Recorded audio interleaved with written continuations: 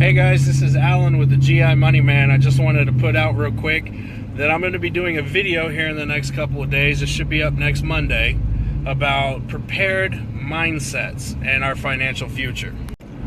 A lot of this came with me helping my buddy set up a go bag or a get home bag or a bug out bag, whatever you want to call it. And it got me thinking about how we're prepared for an emergency situation, but we're not prepared for the future.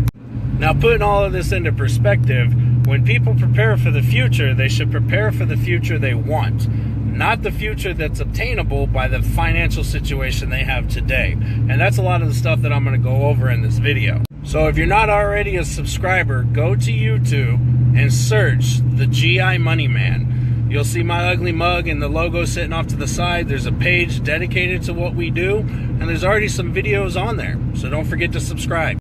And click the notification bell so you can see when we have new videos coming up. We're also going to be doing a gift card giveaway for a $50 Amazon gift card for the next 100 subscribers to the channel.